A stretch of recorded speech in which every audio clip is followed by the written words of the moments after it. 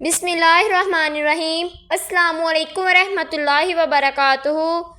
آج ماہ محرم الحرام کی 10 تاریخ کی فضیلت بیان کرنا ہمارے بس میں نہیں ہے، بس ہم صرف عبادت کر کے اس کے خواص اور برکتیں حاصل کر سکتے ہیں۔ تو آج میں آپ کو ماہ محرم کی 10 تاریخ کو ادا کی جانے والی لاڈلی تسبیح جو عرش الہی کے ساتھ لٹکی ہوئی ہے، جو بندہ پڑھ لیتا ہے وہ بندہ رب کا لاڈلا بن جاتا ہے۔ جو کوئی بندہ محرم الحرام بدھ کے دن یہ تسبیح پڑھ کر رب کا لاڈلا بن جاتا ہے، 10 محرم کو یہ تسبیح پڑھتے ہی تقدیر بدل جاتی ہے، نصیب کھل جاتا ہے۔ آج 10 محرم یوم عاشوراء کا دن ہے، امام علی مقام کی شہادت کا دن ہے۔ آج محرم میں سب سے طاقتور اور آج کا ایک ایسا وظیفہ آپ کے حوالے کروں گی جس کو پڑھنے سے بھی رب کریم سے جو بھی مانگیں گے اللہ پاک آپ کو ہر ایک چیز عطا کر دیں گے، آپ کی تقدیر بدل جائے گی۔ 10 محرم بدھ کے دن عرش الہی سے لٹکی یہ تسبیح پڑھنے کی دیر ہے۔ میرے رب کریم نے چاہا تو آپ رب کریم سے جو مانگیں گے وہ آپ کی ہر حاجت کو پورا کر دے گا۔ آج کا وظیفہ ان لوگوں کے لیے ہے، ان بہنوں کے لیے ہے جو کہتی ہیں ہر دعائیں قبول نہیں ہوتی، ہماری حاجات پوری نہیں ہوتی، تو میری آپ سب بہنیں تمام کام چھوڑ کر آج یوم عاشوراء کے دن رب کریم سے مانگ کر، یوم عاشوراء وہ دن ہے جس دن رب کریم رزق اور دولت کے فیصلے فرماتا ہے۔ یوم عاشوراء کے دن حضرت آدم علیہ السلام کو پیدا کیا گیا، محرم کے مہینے میں زمین و آسمان کی تخلیق کی گئی، اس مہینے میں حضرت موسیٰ علیہ السلام کو فرعون سے فتح نصیب ہوئی، اس مہینے میں اللہ کریم نے حضرت یونس کو مچھلی سے آزاد کیا، اس مہینے میں یوم آخرت بھی ہے جو 10 محرم کا دن کیا جمعۃ المبارک کا دن ہوگا۔ محرم کے مہینے میں اگر تحقیق کی جائے تو ثابت ہوتا ہے محرم کے مہینے میں ہی رب کریم نے دنیا کو بنایا، دنیا کی تشکیل دی، اور اسی مہینے میں 10 محرم کے دن یوم آخرت یعنی قیامت کا دن بھی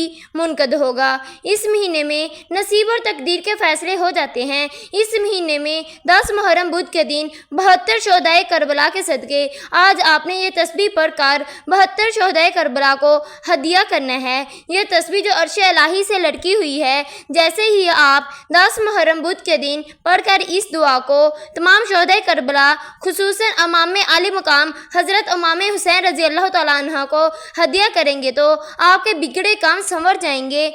9 محرم، 8 محرم، 10 محرم 3 دن اہل بیت پر پانی بند کر دیا گیا۔ کربلا کے میدان میں انہوں نے پیاسے بغیر پانی کے 3 دن گزارے، لیکن ظالم کے سامنے سر جھکانا پسند نہیں کیا۔ اس عمل کے، اس تسبیح کے بے شمار فائدے ہیں، آپ کے حوالے کروں گی، جن میں سب سے بڑا فائدہ یہ ہے کہ آپ کی زندگی سے محتاجی ختم ہو جائے گی، آپ کی زندگی سے بیماریاں ختم ہو جائیں گی، آپ کی زندگی میں سے سکون اور برکت آ جائیں گے، اور اتنی برکت آتی ہے آپ کو سمجھ بھی نہیں آتی کہاں سے مالا مال ہو رہے ہیں۔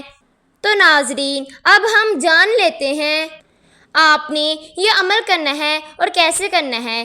سب سے پہلے اگر آپ نے میرے چینل کو سبسکرائب نہیں کیا، اگر آپ میرے چینل پر نئے ہیں میرے چینل کو سبسکرائب کر دیں، وظیفے کی طرف پڑھتے ہیں۔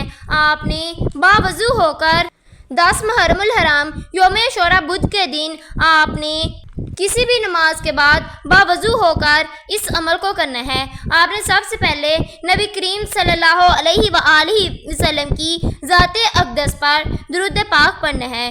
درود پاک آپ کوئی سا بھی پڑھ سکتے ہیں، آپ چاہیں صلی اللہ علیہ وآلہ وسلم پڑھ لیں، آپ چاہیں درود ابراہیم پڑھ لیں، بہترین ہے آپ نماز والا درود ابراہیم پڑھ لیں۔ درود ابراہیم پڑھنے کے بعد آپ کا جو بھی مقصد ہے، جو بھی حاجت ہے اس کی نیت کر لیں۔ اگر آپ دشمنوں سے نجات چاہتے ہیں، آپ کی جو بھی پریشانیاں ہیں، گھر میں غربت ہے، تنگ دستی ہیں، ان کو ختم کرنا چاہتے ہیں، ان کی نیت کر لیں۔ اگر آپ مقروض ہیں، قرض سے نجات چاہتے ہیں تو اس کی نیت کر لیں۔ نیت کرنے کے بعد آپ نے ایک مرتبہ اعوذ باللہ من الشیطان الرجیم بسم اللہ الرحمن الرحیم پڑھ کر وظیفے کا آغاز کرنا ہے۔